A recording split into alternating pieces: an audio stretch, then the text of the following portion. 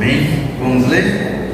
Jonas capítulo 1, versículo 1, que diz assim: E veio a palavra do Senhor a Jonas, filho de Amitai, dizendo: Levanta-te, vai à grande cidade de Nínive e clama contra ela, porque a sua malícia subiu até mim. E Jonas se levantou para fugir diante da face do Senhor para Tarsis, e descendo a Jope, achou um navio que ia para Tarsis.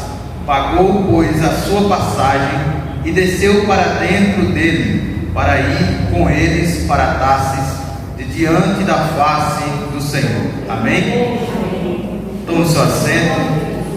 Glória a Deus. Pai, graças eu te dou, Senhor Deus, por essa rica oportunidade que é estar aqui, Senhor, para ser um instrumento do Senhor e nada mais, Pai. Ser um servo do Senhor, Pai. Peço que o Senhor me use para a sua igreja e para o seu povo, ó Deus, em nome de Jesus. E a igreja diz? Amém. Esse livro de Jonas, ao qual o Senhor ele me deu um tema para a mensagem de hoje. E o tema da mensagem de hoje é pecadores nas mãos de um Deus irado. Quem entendeu? Pecadores nas mãos de um Deus irado. Esse é o tema da mensagem a qual o Senhor me deu. Aleluia.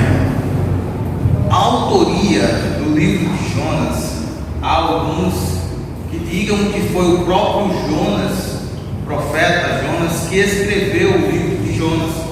Há outros que digam que não foi o profeta que escreveu, simplesmente é falando sobre o profeta, mas não foi ele que escreveu. Simplesmente por quê, Williams?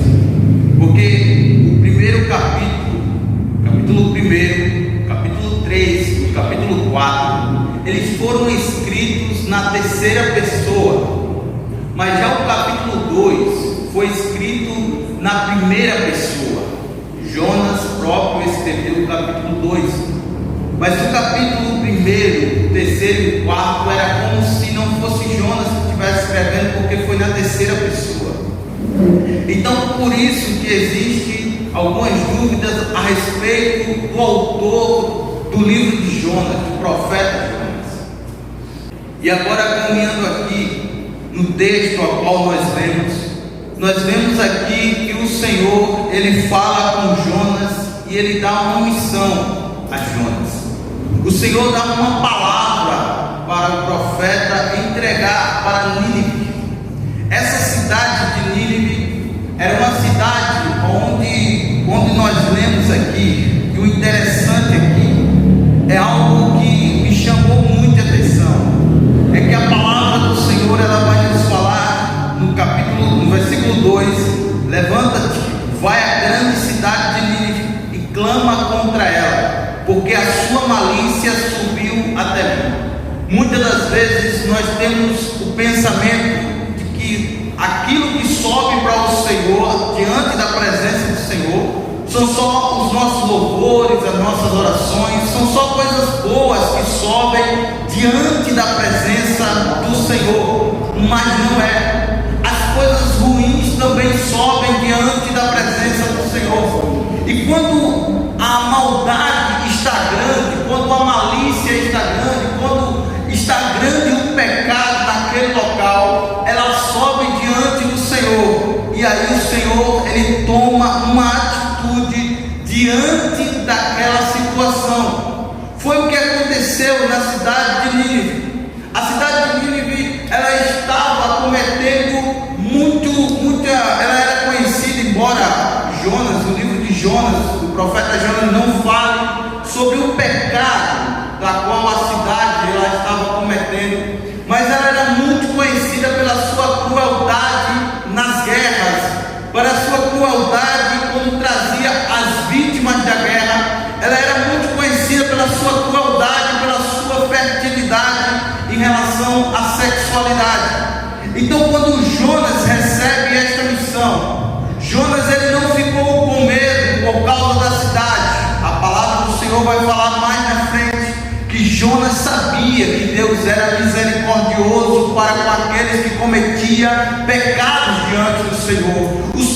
Jonas sabia da misericórdia do Senhor e da grandeza do Senhor. Jonas não foi pregar a palavra do Senhor logo no princípio, não foi com medo, não foi porque era covarde, não. Ele simplesmente desobedeceu porque ele quis, foi vontade dele desobedecer. E é aqui que nós entramos na mensagem, e é aqui que nós vamos entender um pouco o que foi que aconteceu com esse profeta Jonas.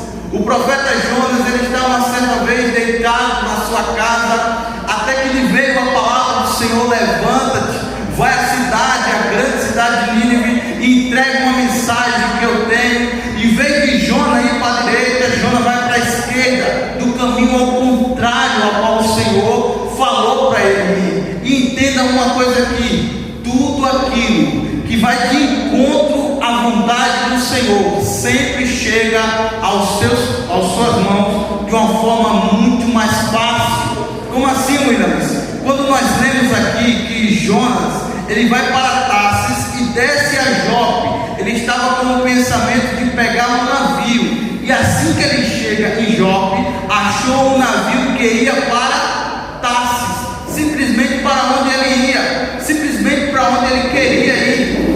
Tudo aquilo que você quer, que vai de encontro com a vontade do Senhor, que não está de acordo com a vontade do Senhor, chega muito mais fácil nas suas mãos, chega muito mais rápido nas suas mãos. E muitas das vezes nós nos perguntamos: mas por que aquilo que é para agradar o Senhor, aquilo que é para fazer a vontade do Senhor, chega com tanta dificuldade em nossas mãos, chega com tanto sacrifício? É porque aquilo que vem fácil vai fácil, mas aquilo que vem difícil nós sabemos valorizar, nós sabemos zelar por aquilo que vem difícil. Você quer ver uma coisa? O seu saláriozinho suado de todo mês, quando você vai gastar R$50, você fica pensando 2, 3 vezes, porque você sabe o valor daquele salário, você sabe o quanto você trabalhou, o quanto você suou. Mas se aquilo chegasse nas suas mãos de uma forma fácil, de uma forma: toma aqui, é seu, você não iria saber o valor daquilo, iria gastar facilmente. Então é isso que acontece na nossa vida como cristão. A garganta está seca, meu irmão. É isso que acontece na nossa vida como cristão. Aquilo que vem fácil, vai fácil, mas aquilo que vem com suor, aquilo que vem difícil, nós sabemos valorizar, nós sabemos dar prioridade àquilo. Então, quando nós entendemos o que aconteceu aqui com Jonas, ele pega um caminho totalmente ao contrário àquilo que o Senhor tinha determinado para ele, aquilo que o Senhor tinha falado ao seu coração. E quando ele vai para esse caminho, ele coloca vidas em perigo. Ele coloca não só a vida dele, mas coloca a vida daqueles que estão no barco junto com ele. Embora aqueles que estão no barco não sabiam do que estava acontecendo com Jonas, ele coloca toda uma embarcação em perigo. Entenda uma coisa: a desobediência ao Senhor coloca toda a sua família numa zona de perigo, coloca todos aqueles a quem você ama, todos aqueles que estão perto de você, em uma zona de perigo. E nós temos que ter cuidado com isso, nós temos que ter zelo em obedecer a palavra, em obedecer a vontade do Senhor, porque senão nós podemos entrar em uma zona de perigo, e isso é muito perigoso. E quando Jonas ele entra no barco, quando ele está dentro do barco, os marinheiros de repente veem que se aproxima uma grande tempestade. Naquela época era outono, não fazia eles já faziam uma base, dá para ir até Tarsis tranquilamente, sem nós sermos atingidos por uma grande tempestade. Mas só que a tempestade ela veio de acordo com a vontade do Senhor, com um propósito. Deus estava determinado, porque Deus estava irado com Jonas. Deus estava determinado a partir aquele barco no meio e pegar Jonas e colocar ele dentro da barriga do peixe e fazer com que ele meditasse em tudo que ele tinha feito, porque o Senhor estava irado com Jonas, não com aqueles que estavam na embarcação, mas simplesmente com um cidadão chamado Jonas, que que ao invés de obedecer ao Senhor, coloca a vida daquelas pessoas em perigo, porque o Senhor está virado com ele, e a ira do Senhor iria partir aquele navio ao meio, não importasse como, mas o Senhor iria fazer, porque quando ele está irado, sai da frente, meus irmãos, porque o Senhor pode fazer todas as coisas. Então, naquela situação, o que foi que aconteceu? Naquela crise, naquele momento de agonia, naquele momento de sufoco, onde ninguém sabia o que fazer, é aí aonde entra essa situação. As pessoas foram procurar cada um ao seu Deus, embora de forma errônea, embora nos Deus falsos, um Deus que não chega aos pés do nosso Deus.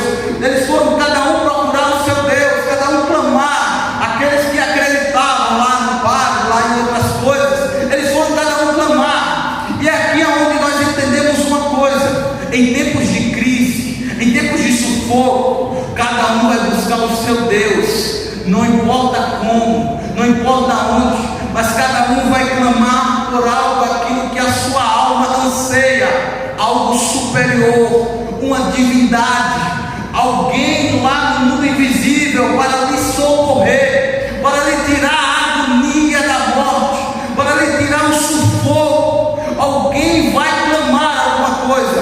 Entenda uma coisa: Deus colocou em cada ser humano um anseio por algo superior, um anseio que todos nós temos. Muitas das vezes esse anseio, ele é confundido, e as pessoas, ao invés de procurar o Deus verdadeiro ao qual nós servimos, ela vai procurar um Deus falso, um Deus que não tem olhos e não consegue ver, um Deus que tem perna, mas não consegue andar, um Deus que tem mão, mas não consegue apalpar, um Deus que tem corpo, mas não consegue nem sequer se locomover, já é se comovido pelas outras pessoas que lhe carregam. Todos nós temos esse anseio dentro de nós. Todos nós, quando olhamos para as dificuldades, para a luta, nós olhamos para dentro de nós e dizemos: e agora? A quem nós iremos recorrer? Quem vai vir nos salvar? A quem nós iremos pedir socorro? Todos nós sabemos a quem pedir socorro, porque nós temos um Deus que é fiel, um advogado justo e verdadeiro. E toda vez que um justo clama a ele vem ao seu socorro imediatamente. Aleluia! Nós sabemos a quem recorrer. Muitas pessoas não sabem a quem recorrer. Muitas pessoas olham para as imagens e estruturas e ficam procurando alguma resposta ou alguma coisa. E nós que sabemos que o nosso Deus, quando nós dobramos o nosso joelho lá no nosso quartinho, fechamos a porta, inclinamos a nossa cabeça, nós sabemos que o nosso Deus, ele vem ao nosso encontro, ele vem ao teu encontro. Nós conseguimos sentir ele, nós choramos quando sentimos a presença dele, nós nos quebrantamos quando ouvimos a voz dele, nós sentimos algo sobrenatural que ninguém consegue explicar quando ele chega perto de nós. É algo inexplicável. Todos nós temos isso dentro de nós e nós sabemos a quem recorrer, mas aqueles homens não sabiam a quem recorrer. Cada um tinha lá o seu Deus preferido, o seu Deus amado, o seu Deus querido, que ele colocava lá e carregava para onde ele quer que ele fosse. Então essas pessoas estavam com o seu entendimento cego. Olhe para o seu irmão e diga: mas você sabe o Deus que você serve. Aleluia, glória a Deus, louvado seja o santo e poderoso nome do Senhor. Nós sabemos que o nosso Deus, ele é fiel, ele vai nos socorrer nos momentos difíceis. E Jonas, ele sabia a situação a qual ele se encontrava. Ele sabia que aquela tempestade estava vindo naquele barco, naquela situação, por causa da sua atitude, por causa da sua desobediência diante daquilo que o Senhor tinha falado para ele. Jonas sabia da situação e estava lá escondido no porão do navio, dormindo tranquilamente, desobedecendo ao Senhor, mas estava tranquilo, dormindo, enquanto as pessoas estavam aperreadas. Joga isso, joga aquilo, para que o navio fique mais leve, para que assim ele não afunde, para que assim o barco não parta ao meio. Todos estavam aperreados, buscando ao seu Deus, clamando ao seu Deus. Deus, e de repente o capitão do navio encontra Jonas e chega até Jonas e diz: e você não vai buscar o seu Deus? Não vai clamar ao seu Deus para que ele venha? Se lembra que nós viemos nos socorrer? Jonas olha tranquilamente e diz: não, eu não vou buscar o Senhor, porque eu já estou fugindo da presença dele, eu já estou correndo dele. Como é que eu vou buscar alguém que eu já estou correndo já faz dias, já faz tempo? Então, toda aquela situação chega até diante do capitão, e os marinheiros decidem então pegar Jonas e jogar Jonas para fora do navio. Quando eles jogam Jonas para fora do navio, a palavra do Senhor vai dizer que um grande peixe veio e engoliu Jonas, e ele passou aí 3 dias dentro do peixe, 3 dias e 3 noites. Entenda uma coisa: a tempestade ela veio, mas a tempestade não fez com que Jonas fosse buscar ao Senhor. A tempestade ela veio, mas ela não fez com que Jonas se humilhasse e prostrasse diante do Senhor. Por que, Williams? Não fez com que Jonas tomasse uma atitude. Sabe por quê? Porque Jonas ele estava tranquilo,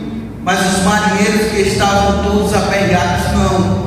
Jonas ele estava tranquilo, por quê? Porque ele estava num lugar onde ele poderia dormir, onde ele poderia descansar, onde ele poderia relaxar. Ele não estava sozinho, ele estava com os marinheiros e ali a tripulação, tudo tranquilo. Mas tem um momento na vida de Jonas que ele se encontra sozinho,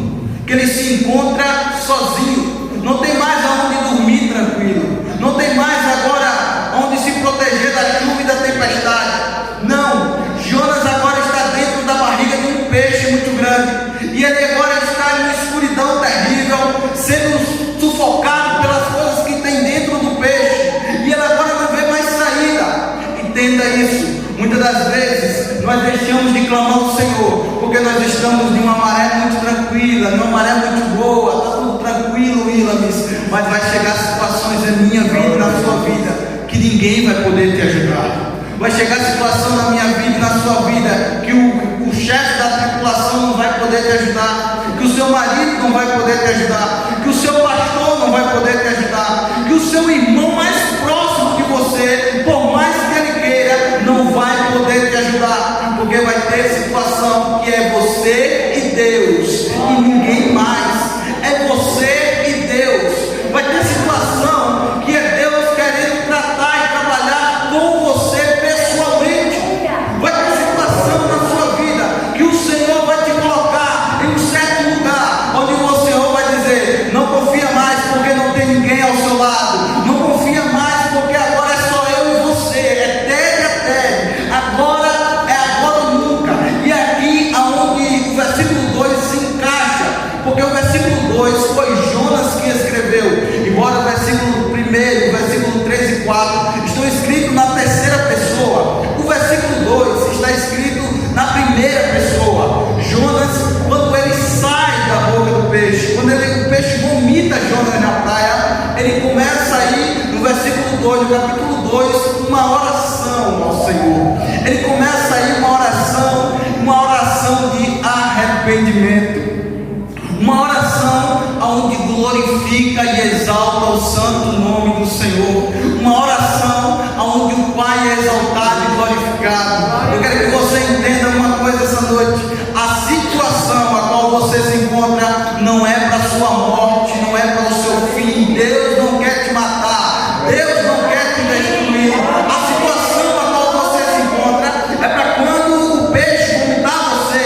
Entenda isso: quando o peixe vomitar você, aí você vai sair, vai glorificar a Deus, vai exaltar o nome santo do Senhor. É através daquela situação que vai vir em seu coração uma oração, um louvor ao Senhor, para exaltar e glorificar o santo nome do Senhor. E quando eu entendo aqui que o peixe ele vomitou, eu entendi aqui uma palavrinha que o Senhor falou para o peixe. O Senhor disse: peixe, vai lá e não foi essas palavras, mas eu vou usar essas palavras. Peixe, vomita esse profeta covarde aí, vomita esse profeta aí que não consegue mais pregar a minha palavra, vomita ele. Tem vezes que a criação de Deus obedece mais ao Senhor do que a sua criatura, que é a imagem e semelhança de Deus.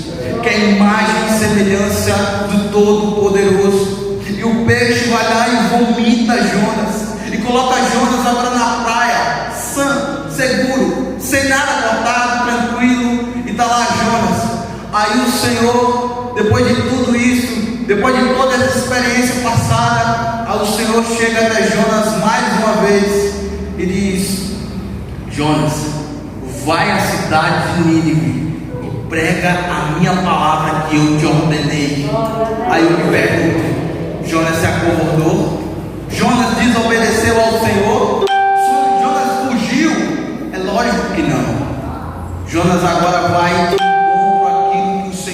determinado. Jonas agora vai de encontro aos propósitos a qual o Senhor tinha determinado para a sua vida, para o seu lar, para a sua casa, para tudo aquilo que o Senhor planejou para Jonas. E Jonas ele agora está indo em direção a Nínive, em direção a essa grande cidade. Entenda isso. A cidade de Nínive, ela era uma cidade muito grande, para percorrer era em torno de 3 dias. Então essa cidade tinha muitos homens valentes, e tinha muita crueldade, muita prostituição naquela cidade. Imagine agora no tempo de hoje, imagine na época de hoje, quantas pessoas, já foi falado isso aqui, mas como está na mensagem, eu tenho que falar. Quantas pessoas hoje não têm a coragem mais de ir de encontro ao seu ego? Ouça uma coisa, igreja: a palavra que te confronta é aquela que te edifica, é aquela que te faz perseverar na presença do Senhor. Não tenha medo de ser confrontado diante da presença do Senhor. A palavra do Senhor, ela não foi feita para massagear o seu ego. A palavra do Senhor, ela não foi feita para te impulsionar o seu orgulho e a sua soberba. A palavra do Senhor, ela foi feita em um só propósito, uma só direção, para fazer com que o homem humilhe a si mesmo diante do Senhor, e assim ele será exaltado ao Pai. Entenda isso.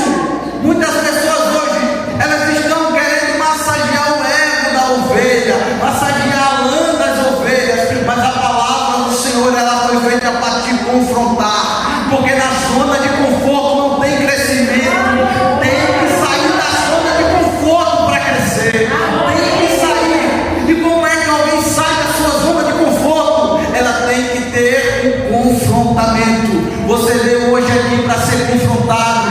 Você veio hoje aqui para Deus te falar. É necessário, muitas das vezes, nós se arrependemos de muitas coisas. Se arrependemos do nosso pensamento, se arrependemos da nossa altivez, se arrependemos do nosso orgulho, se arrependemos da nossa religiosidade. É necessário cada vez mais nós se humilhar diante da presença do Senhor, diante da grandeza desse Deus que é todo poderoso. Porque o tema da mensagem já diz: pecadores nas mãos de um Deus irado. E cuidado, porque a ira do Senhor, ela ainda existe até hoje.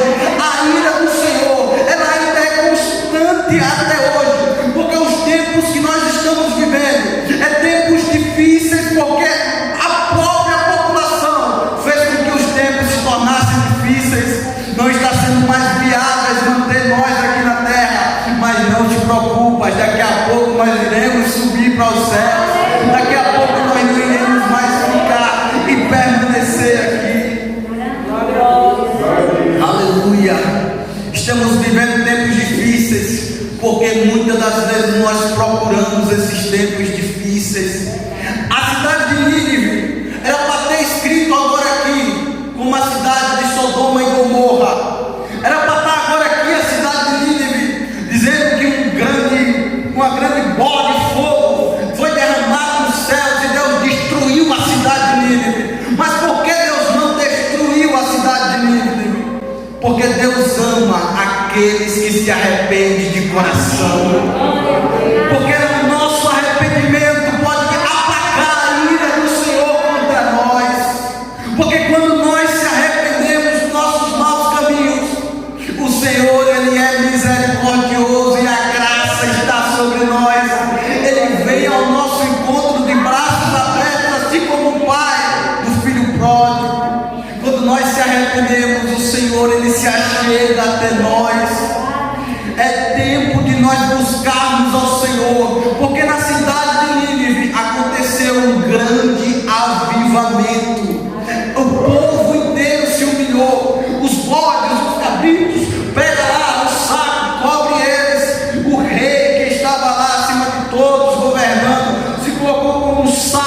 Vamos se humilhar, para que a ira do Senhor não caia sobre nós, para que nós não se tornemos mais como Sodoma e Gomorra. Apenas ouvimos falar. Quem era Sodoma e Gomorra? Apenas ouvimos falar, porque Deus destruiu. A ira do Senhor veio Sodoma e Gomorra, veio sobre Sodoma e Gomorra. E muitas das vezes nós estamos nessa situação diante do Senhor, e nós nos preocupamos com A e B, nos preocupamos com isso e aquilo, e aonde fica agradar ao Senhor, fazer a vontade do Senhor, buscar cada vez mais a vontade do Senhor. Ou Williams, calma aí, Williams, nós estamos no tempo da graça, é a graça agora que está sobre nós, mas essa mesma graça, muito cuidado, meu irmão, porque se você não conseguir respeitar e viver debaixo da graça como ela é ordenada, você pode parar em outros lugares a qual o Senhor Deus não quer, a qual o Senhor Deus não quer. Foi no tempo da graça a qual vieram mentir para Pedro, se eu não me engano, e ele morreu de frente.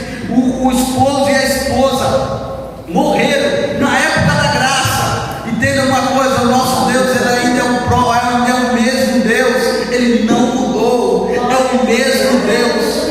E quando nós vemos aqui a história de Jonas, a história desse profeta que nos inspira, a história desse profeta que muitas das vezes nós só olhamos para o defeito dele, olhamos para aquilo que ele não fez e deixamos de olhar para aquilo que ele fez. Ele, quando pregou aquela sucinta mensagem para todos aqueles que estavam ali, para os ninivitas, ele sobe a um monte e vai lá olhar. Cadê a destruição? Eu quero ver o fogo cair, eu quero ver agora a terra se abrir, eu quero ver essa cidade agora sendo destruída, eu quero ver aquele povo sendo destruído. E muitas das vezes nós se colocamos na mesma situação que Jonas. Nós olhamos e dizemos: cadê? O juízo do Senhor não vai vir contra aqueles que estão pecando, contra aqueles que estão indo de encontro à palavra do Senhor, aqueles que estão cometendo abominação diante do Senhor. Será que Deus não está vendo isso? Será que Deus não está vendo a situação a qual a terra se encontra? E muitas das vezes nós se encontramos nessa mesma situação. Quantas vezes eu não já vi passando aqueles homens que cometeram atrocidades, foram estupor, fez isso e aquilo outro, e a pessoa tem que morrer, merece a morte, merece isso, merece aquilo. E muitas das vezes nós não nos colocamos no lugar dele, não como o ato que ele cometeu, mas como meros pecadores diante de Deus, como pessoas que não somos dignas de chegar diante do trono do Senhor, que não somos dignas da graça, da misericórdia do Senhor. E muitas das vezes nós nos colocamos como deuses diante de certa situação. Muitas das pessoas dizem: quer ver alguém, quer conhecer alguém, dê poder a ela. Mas eu já digo diferente: quer conhecer alguém, dê razão a essa pessoa, faça com que essa pessoa tenha razão em tudo aquilo que ela fala. Aí você vai saber quem é aquela pessoa. E muitas das vezes nós nos encontramos assim, e ele estava lá olhando, esperando cair fogo do céu.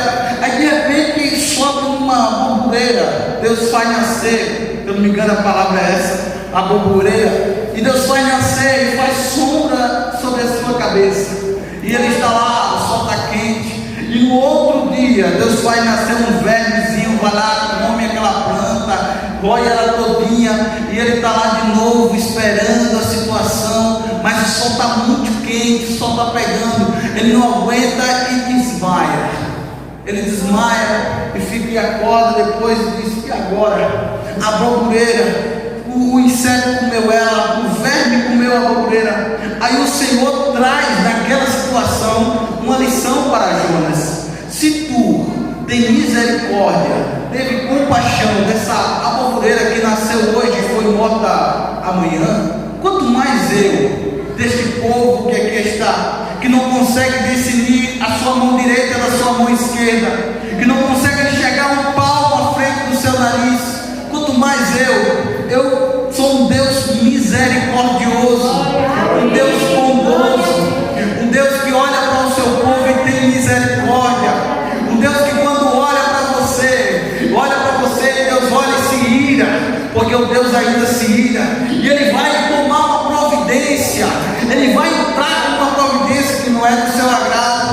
ele olha para a sua direita, e quando ele olha para a sua direita, tem alguém lá que tem as suas mãos furadas, tem as suas mãos furadas, os seus pés estão furados. E quando ele olha para a sua direita, ele vê um intercessor por natureza. Ele olha para a sua direita e tem lá um intercessor que é fiel, um advogado fiel, e diz: Pai, perdoa eles, porque eles não sabem o que fazem. Pai, tem misericórdia deles. Aí não bastava esse intercessor, não bastando esse intercessor que está à direita de Deus Pai, ainda chega o Espírito Santo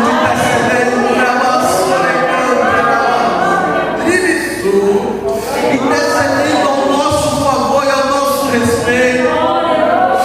Oh glória, aleluia.